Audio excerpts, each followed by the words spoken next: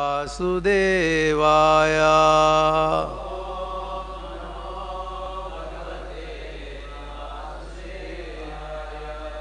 ओम नमो भगवते वासुदेवाया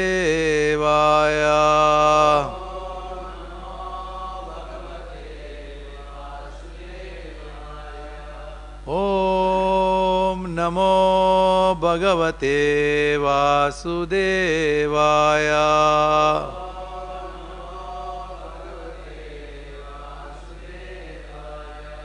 नारायणं नमस्कृत्यं नरं चैव नरोत्तमं देवीं सरस्वतीं व्यासा ततो जयमुदीरये नष्टप्रायेषु अभद्रेषु नित्यं भागवत सेवया भगवते उत्तम श्लोके भक्तिर्भवति नैष्टिकी। Srimad Bhagavatam, Canto 10, Chapter 24, titled The Deliverance of Śiśupāla, text number 37.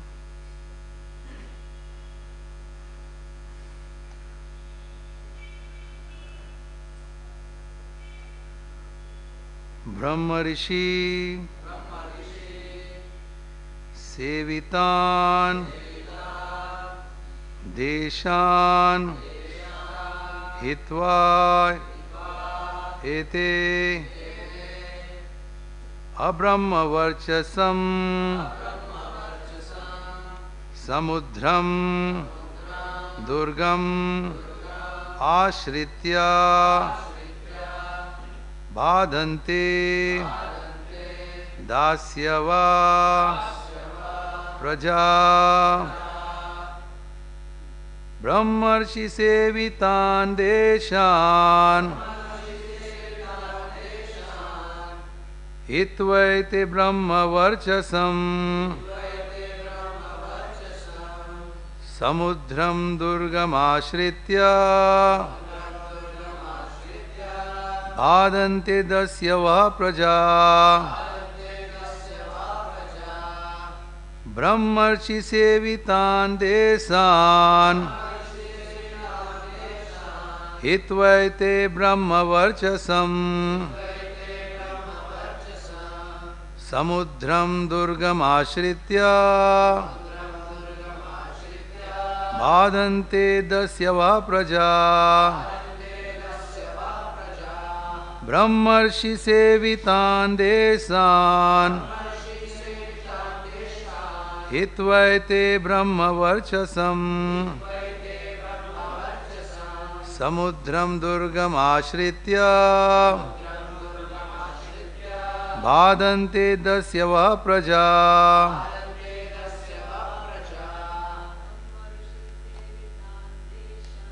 brahmarṣi-sevitān deśān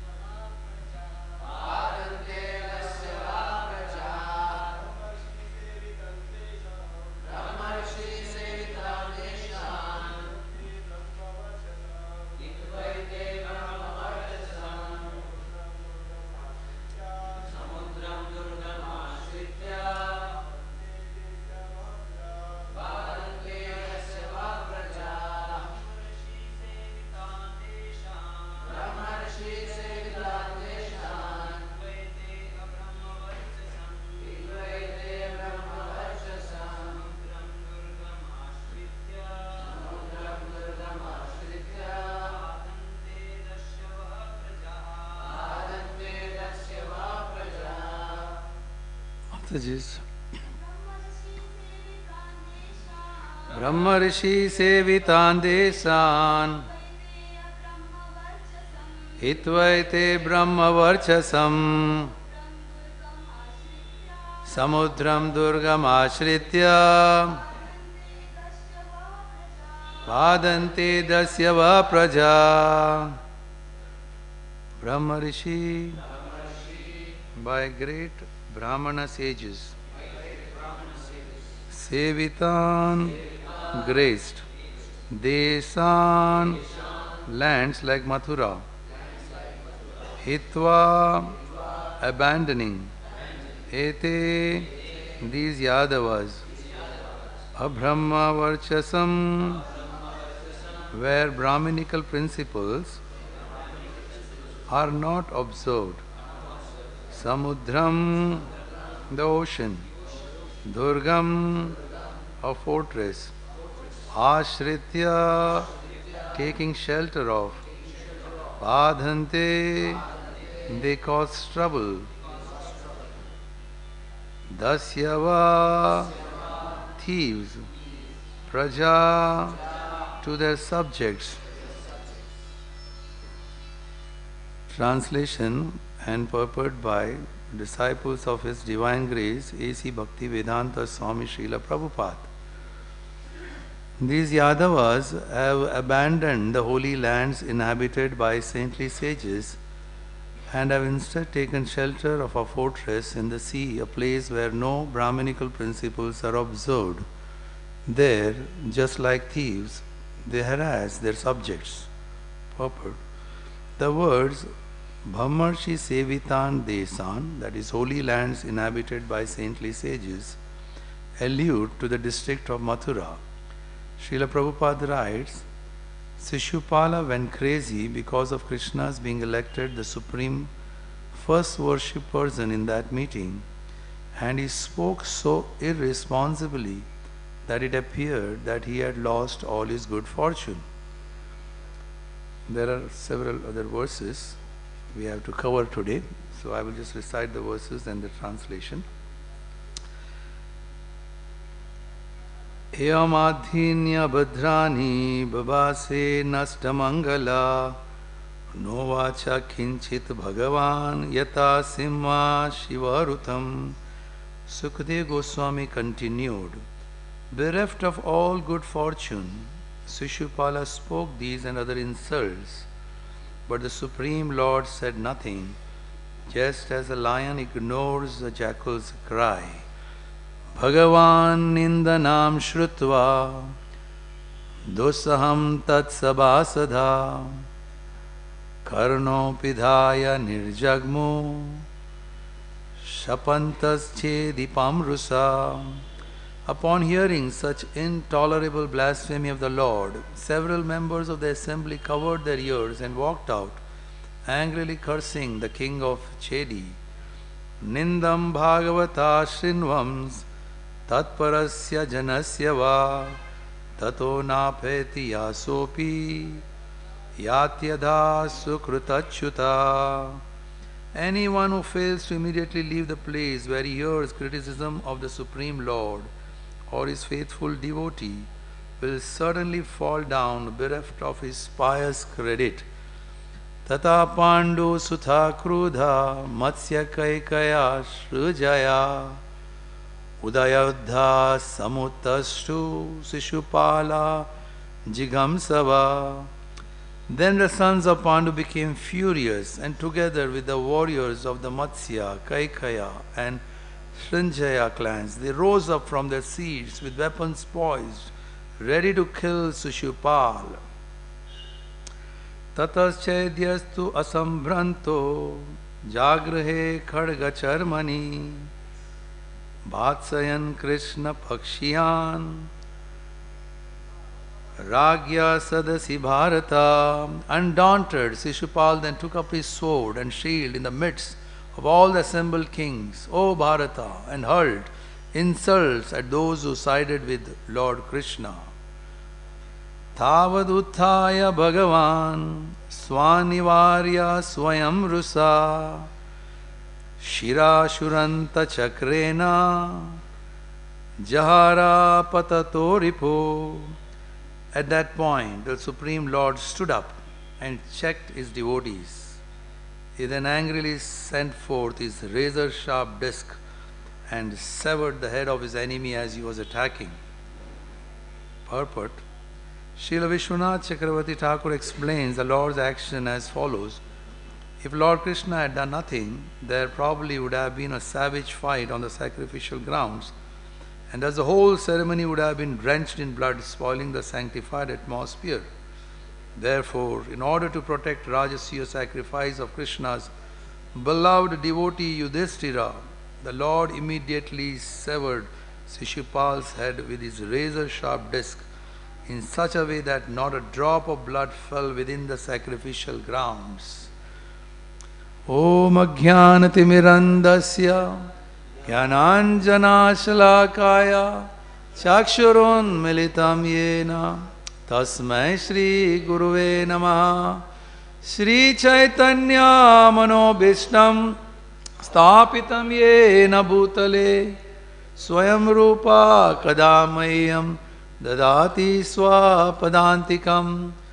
Vandeham Shri Guru Shri Yuta Padakamalam Shri Guru Vaishnavam Cha Shri Rupam Sagrajatam Sagana Raghunatam Vitam Tam Sajivam Sadvaitam Savadutam Parijana Saitam Krishna Chaitanya Devam Shri Radha Krishna Padam Sagana Lalita Shri Vishakhanvitamsya Nama Om Vishnu Padaya Krishna Prasthaya Bhutale Srimate Bhakti Vedantam Swamine Iti Namine Namaste Saraswati Deve Gauravani Pracharine Nirvishesha Shunyavadi Paschatya Deshatarine Vancha Kalpatarubhyascha Kripa Sindhuya Evacha Patitanam Pavanebhyo Vaishnavebhyo Namo Namaha. Namo Mahavadanyaya Krishna Prema Pradayate Krishnaya Krishna Chaitanya Namine Gauratise Namaha. He Krishna Karuna Sindhu Deenabandhu Jagatpate Gopesha Gopika Kanta Radha Kanta Namostute Tapta Kanchana Gaurangi Radhe Vrindavaneshwari Rishabhanu Sute Devi Pranamami Hari Priye. Shri Krishna Chaitanya Prabhu Nityananda Shri Advaita Gadadhar Shri Vasadi Gaura Bhakta Vrinda. Hare Krishna Krishna Krishna Krishna Hare Hare Hare Rama Rama Rama Hare Hare. Hare Krishna Krishna Krishna Hare Hare Hare Rama Rama Rama Hare Hare. Hare Krishna Krishna Krishna Hare Hare Hare Rama Rama Rama Hare Hare.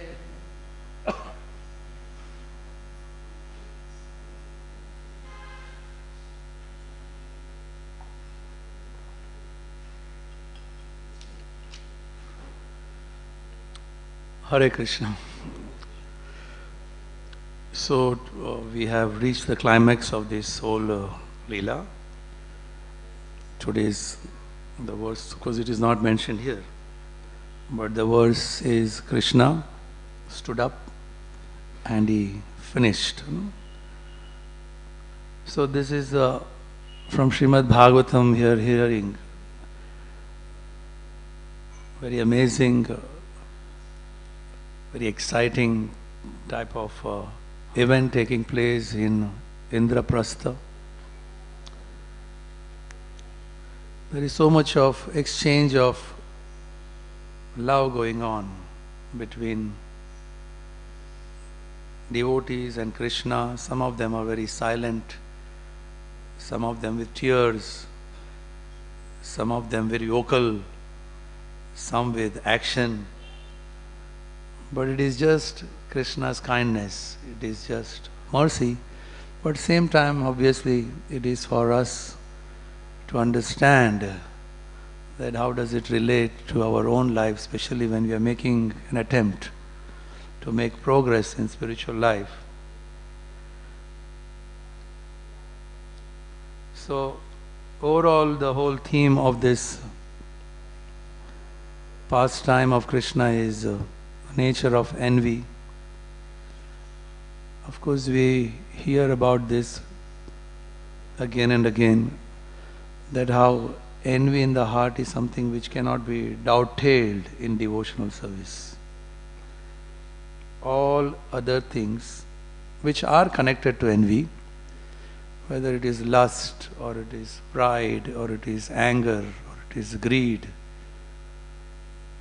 they can be dovetailed in Lord's service, but not envy. But the root cause of all problem is envy. It began somewhere where, how did it start? We are all part and parcel. So it's very natural that serve the Lord. And in that service there is so much fulfillment, ecstasy, happiness. There is no need for any other place to look out for. That is a perfection. But when this thought arises that I need to be worshipped, or me, something disconnected from the Lord, all the problem arises.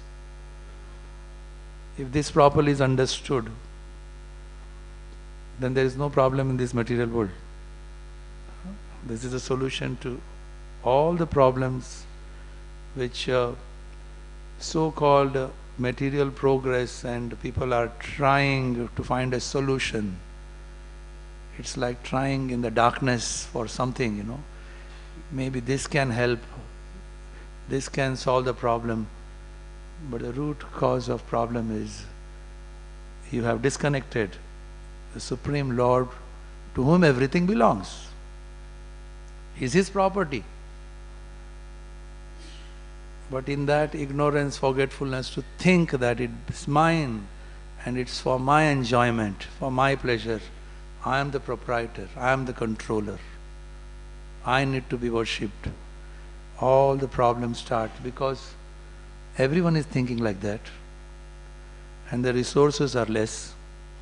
So naturally there is a fight, there will be violence. So in that sense, when there is envy in the material world, there is an inclination for violence.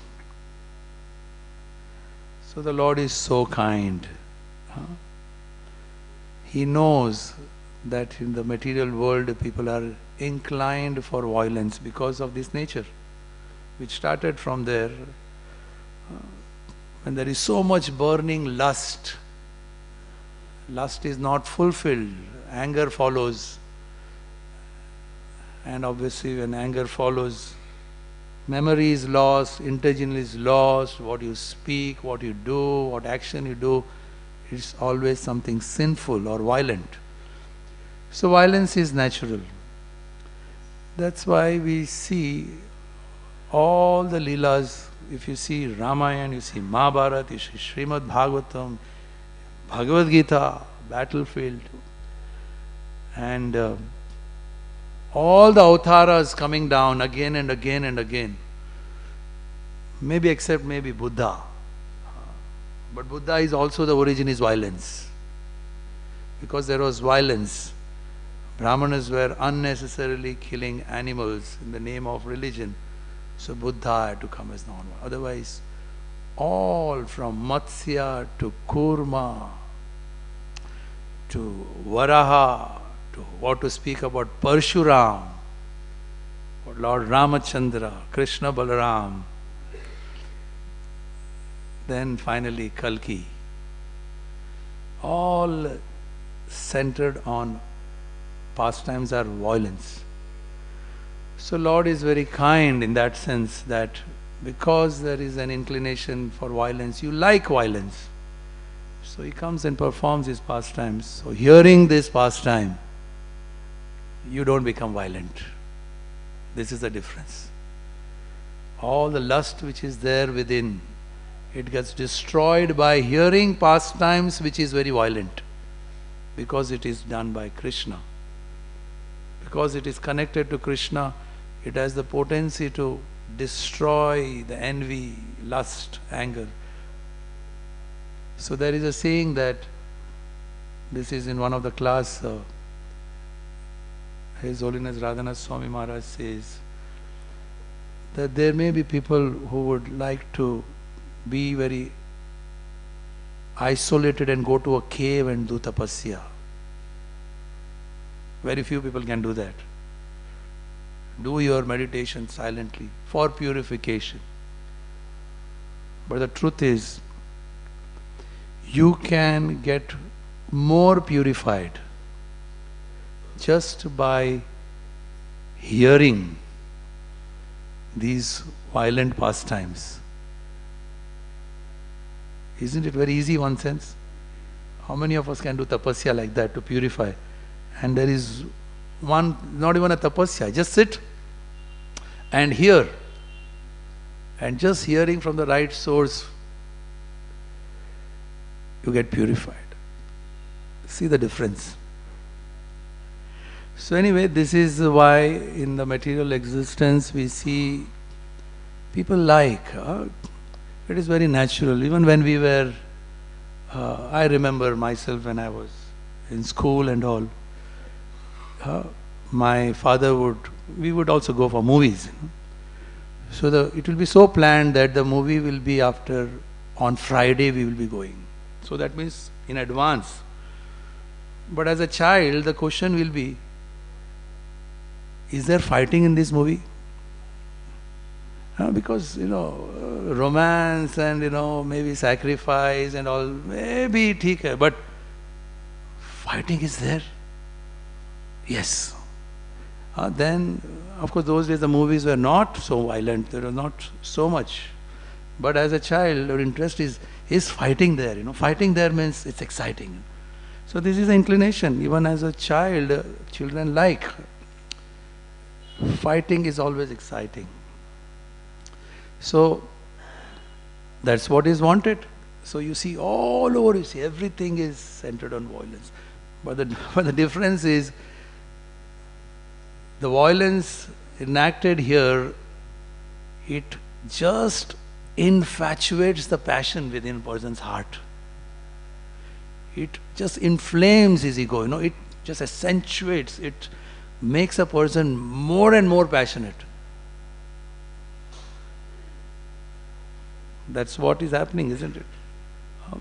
The movies are based on violence, and in turn, all the happenings, especially in the Western world, and even now here in India, the children are why becoming violent, more violent. They see that in the movies. They see that, they read that in the novels. They see everything is centered on violence. So this becomes very natural to put into practice. The root cause is what is seen, what you are exposed to. But the difference is, if it is same type of actions, it is so detailed sometimes. We wonder why it should be so detailed in Srimad Bhagavatam. We hear about rivers of blood flowing, years of chariots floating in that river of blood, animals, their head cut off, arms cut off. So brutal, so ghastly, but it's there in Srimad Bhagavatam. But if it is heard, even if it is so ghastly, if it is heard, it is purifying. You destroy your lust. This is how the Lord is so kind, and so He is descending here and He is performing this pastime. Especially here in this pastime, see the nature of envy of Śiśupāla.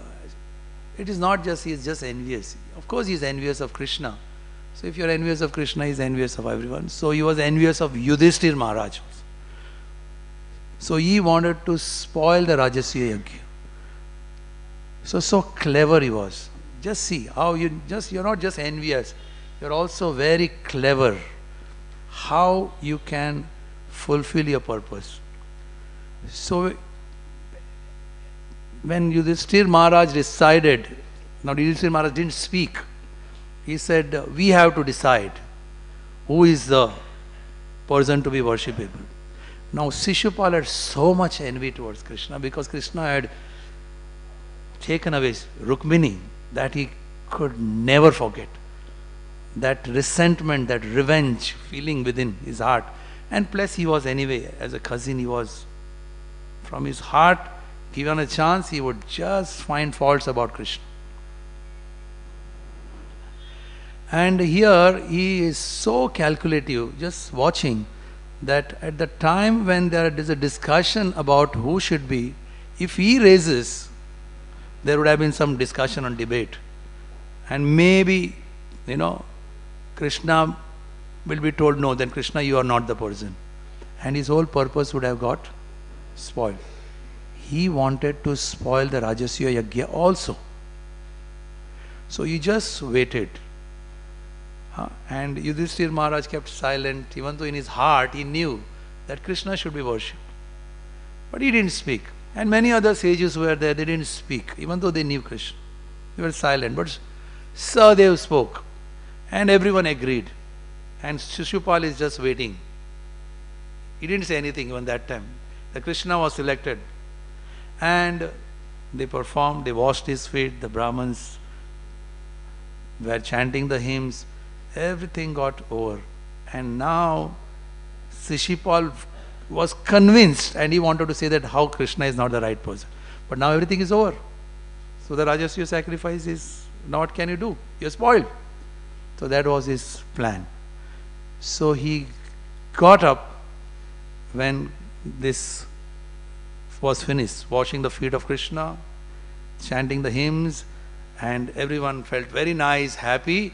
And Śiśupāla got up and started speaking. Several verses you see about. He is just speaking about his caste, his non-principles, and here he is saying that he left Mathurā and is there in the fortress where there is no brahminical principles followed. They are harassing the subjects. They are a disgrace. They have been cursed. Yadu dynasty. All this one after another. And when this is going on, obviously the assembly, all of them were so joyful. He instigated them. And this is what he wanted. He also same time wanted to instigate the people. So they got up. And when they got up with their swords and all, Śiśupāla was very happy. So he also got up now this time. And he just wanted a bloodshed. So if there is a fight, there is bloodshed, again the Rajasya sacrifice is finished. Because bloodshed. So everything was going on according to his plan that way. He thought now. But then when, of course many of them when they heard this blasphemy, they left putting hands on their ears. And few of them they wanted to challenge, they got up. But Krishna stopped them. He just stopped them because Krishna knew that if he allows this to happen, then there will be bloodshed. He stopped them. So like a loyal servants of Krishna, they were very angry. They just wanted to go and attack him and there would have been bloodshed. But just because Krishna said stop, so they stopped. And Krishna stood up. He released his chakra and that chakra went and chopped off the head of Śiśupāla without even a drop of blood. So this is the merciful nature of Krishna. He wanted to protect the Rajasya Yajna and this was performed by Yudhishthira. That was his love for Yudhishthira. So he is protecting here. Same time obviously it is also one sense protection of Śiśupāla. He wanted to correct him because of his so much envy. This was the only solution. And we all know that in the subsequent verses that what happens to Śiśupāla's soul. So in that sense Krishna is not partial to anyone. It is only how we approach him. Whoever approaches, he is going to reciprocate. He is equal to everyone. Rainwater falls everywhere. It falls on the ocean, it falls on barren land, it falls. But depending upon what type of a seed or this is there, that is going to grow. So Krishna was equal, but Śiśupāla had envy. So if you have envy, the more you receive love, the more you become angry. So this is what is the nature of a material world, and how in that state of envy, a person wants something which he doesn't have. Here Śiśupāla wanted himself to be worshipped, and he was envious of this stage. So he lost everything. So Prabhupada gives a very nice analogy, how material existence, where people work so hard, and when they get it, now they have got it, but then they see that someone else has got something more. So then he is craving for that, something more. So he is not happy with what he has got, so eventually he loses what he has got. This is what, to emphasize this point, Prabhupada gives an analogy about a dog. He says the dogs, when they get a bone, now for us bone is something very disgusting, you know. It's something dead person's. But for a dog, bone is so fascinating for the dog. It holds on in its mouth, and it's the greatest wealth for the dog. And it is something great success for the dog. It's something he has achieved. And with that bone in his mouth, he will be just so happy. But so this dog with his bone in his mouth, he came across, he was going and he saw near a pond, he saw that there was another dog with a bone. So now this dog felt that, oh, there is another bone and he has got, I want that. Actually, he was seeing his own reflection. But he was so much caught up in that he was not happy with what he had now, because he wanted that. And in that state, he lunges over and he also loses what he has. This is the state. It's very simple.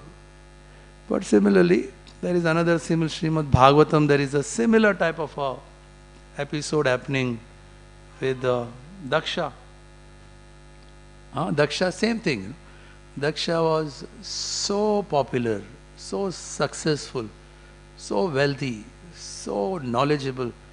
But then, even the sages used to get up. Even Narada Muni used to get up when he used to enter the assembly. Imagine.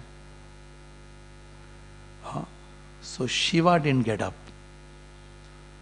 Now, he was already envious of Shiva, because Shiva had more following, more followers, and Shiva was more worshipable.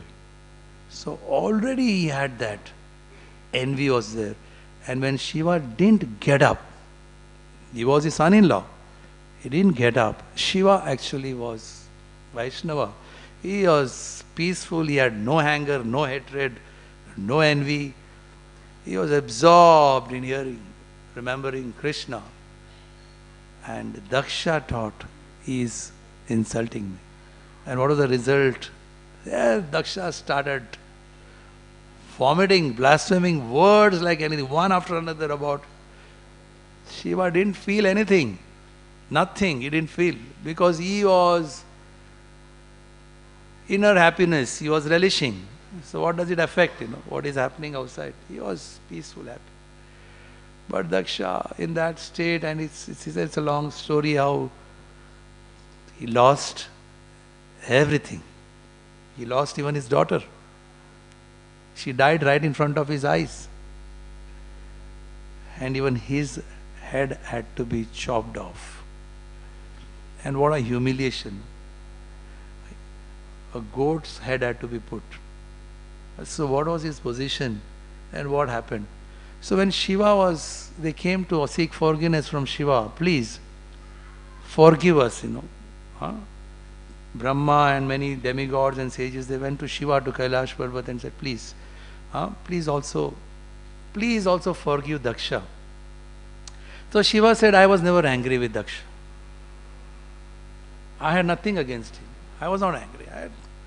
But what to do? I had to teach him a lesson. So just to teach him a lesson, I had to do this. So Shiva had nothing. It may appear, oh, Shiva was angry. Shiva was not angry. He just wanted to teach him a lesson. So this is the nature of envy, which is so powerful within, and if it is not corrected, how things which is there in the mind, it can come out through the mouth. We may say it may not come, but then it will come. When the situation is ideal, then it is beyond our control. Then we regret. Oh, why did I speak like that? But then, well, it is all, the root cause is because not peaceful within, not happy within. That is the reason. So the whole world, one sense, everyone is looking out for some happiness externally, not knowing that real happiness is within. Trying all possible things all over the world, everywhere. Just imagine, we also are in the midst of all these people around. Of course, nothing to be proud of. We have an opportunity, at least we are aware of it. Should not be, but then left, right, center, everywhere, moving around with the same, how to make happiness. But it is not going to be so easy. So there is conflicts, there is violence. So this is how the Lord, His just mercy, coming in the form of avatars and violence. And you see all the chapters, most of them, they end. Even in this chapter, if you see, the last line will be last verse will be, anyone who hears this with faith, he will lose all the reactions which he has committed because of all the sins. One sense, isn't it great, no? Just by hearing. This is the power of Lord. So there is violence, but then there is a question people many times ask. But isn't it violence in the name of religion? If you talk about the first question anyone wants to challenge when you are inviting people to take to spiritual life, or this is a question. Why? People who are religious, isn't it violence all over? But the statistics, they say, that means the countries which are atheistic, they should be the most peaceful people, right? Because violence is the cause of, religion is the cause of violence. But it is said that Russia and China, the most atheistic country, if you look into the records, it is said they have the casualty there is far, far more than all the wars which has taken up in the 20th century. And these are the countries which were atheistic countries. How do you explain that? So it is not that religion, because the media only sensationalizes when anything in the name of religion and there is a violence, so that is sensationalized. But all over the world it is a known fact. There are books written. There are books written on health and religion. There are books written about how people who are influenced by religion are the most compassionate people. They are peaceful people. They would not like violence. They are the one who help others. But that is in large scale. But the media will focus only on this. Even the world wars which has taken place, religion was never a cause. Even if there was, it was like some political agenda they have tried to exploit, using the sentimentals of people as religion, but they had their own purpose to achieve, which is not religious. So religion is not. We have the famous example of Mrigari, most violent person. See the way he got transformed. He didn't even want to step on an ant. So that's what is religion. It's always very peaceful. And all the Vaishnavas in our history, they're all peace-loving people. Peace, no violence. But truth is there. The whole purpose is again same. When trying to look out for happiness outside, it only leads to frustration. And then there is anger, and then in that anger there is violence. So the cause of violence is, true sense, it is envy. Envy is the root cause of all violence. If this is known, then as Bhakti Siddhanta Saraswati Thakur says, there is only one problem in this world, is lack of God consciousness. So one sense it's very simple for us to understand that this is a solution to all the problem. But then, violence is going to be there, we are seeing it. So there was this one question asked during the class, that there is so much violence going on, how do devotees protect themselves? Violence will be there. So how do devotees, how do we protect our mission? Mission also will be attacked. So Maharaj is giving a very nice answer for this, that he says the greatest violence is not what we see. Greatest violence is the inclination to commit sinful activities. Now that itself creates karmic reaction, and one of the karmic reaction is wars.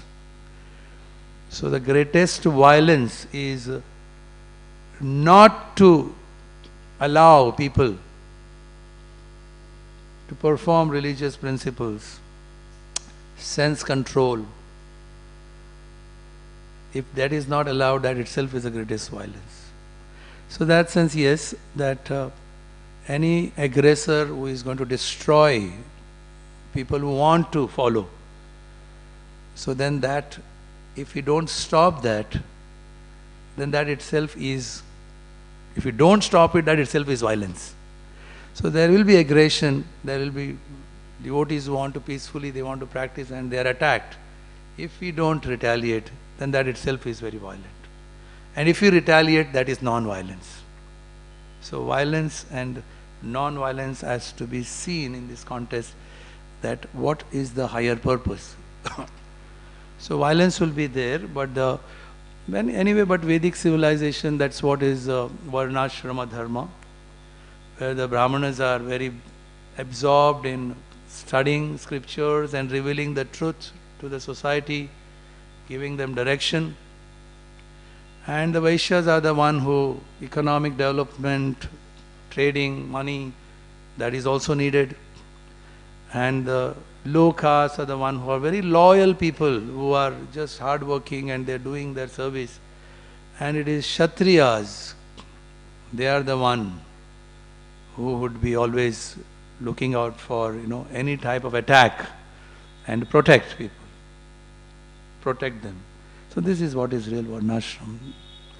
So yes, it is true that violence has its own role. If you are not violent when you should be violent, that is what happened to Arjuna. For Arjuna, he is a warrior. For him, to fight is. But imagine Arjuna going into such a depression. What must be the surrounding that influenced him so much that something which was very easy for him and thought was his core strength, he could easily fight, he became depressed. That I can't fight. He became very weak. How much he got influenced by this moha, attachment. So surroundings always influences us, attacks. So this is what we learn from this past time in the Srimad Bhagavatam, to summarize for us to understand that how in this Leela, especially the Lord when he is releasing, so the chakra, as we heard that day in the class, His Holiness Radhanath Maharaj was saying that Śiśupāla is our Guru. And how do we understand he is our Guru? Yes, he is our Guru, isn't he? He teaching us what is the nature of envy and what is the consequence of envy and what it can. Are we not learning from So Śiśupāla mentality is there. It is there within the heart. So Krishna destroyed it. So well, while chanting we can remember Krishna's merciful nature.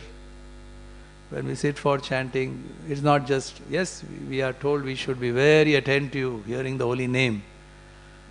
But more than also attentive, we should know the merciful nature of Krishna. He is very merciful. He is very kind. So if you approach him in that sense, so well, the same effect within, there can be same effect when you have chanting with that. You approached, please help me.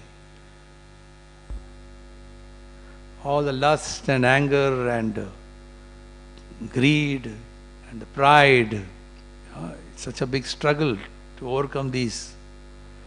How they raise their heads on and off, and we want to make progress. So when chanting Krishna is not different from the holy name. And this Leela you can remember that how we severed the head of Śiśupāla. So this is what is. So wars will be there. Someone asked Prabhupada, what should we do when there is a war? There is a war, what should we do? As devotees, what should we do? War is there. A city like Bombay, anytime there is a nuclear missile, finish. The whole city is paralyzed. What should we do? Yes, Prabhupada said, what can we do, What can we do? Can you do anything? Oh, you can chant, but he also said one more thing is, we should have surplus food and medicines. You should store them. Anytime there can be an emergency. Because city life means everything is coming from far off place. It is not something you grow behind your house. So when everything is paralyzed, there is no water, no electricity, no medicine, no food. What are you going to do? So yes, you can chant. He said we should chant because that's what we will chant. But he should also have plans. Surplus food should be stored and medicines, if possible, anytime it is there. So wars will be there and it will happen. So we have to live in the midst of violence. But there is a difference in the violence what we hear here. This violence is specially enacted by Krishna out of kindness, out of mercy. Of course there is loving expression between him and Yudhishthir and Pandavas, but same time the way he makes it so exciting because that inclination is there to hear about violence. But if you hear from Srimad Bhagavatam, see the difference. You're getting purified. Of course there are many other loving pastimes. It's not that violence. But if you see overall violence, and that is what we learn and we remember and we can practice keeping this Leela in mind so that we can get purified. Hare Krishna, Krishna Krishna, Hare Hare, Hare Ram, Ram Ram, Hare Hare. Grantaraj Srimad Bhagavatam ki jai. Śrīla Prabhupāda ki jai. Samasta Bhakta Vrinda ki. Thank you very much, Prabhu. Hare Krishna.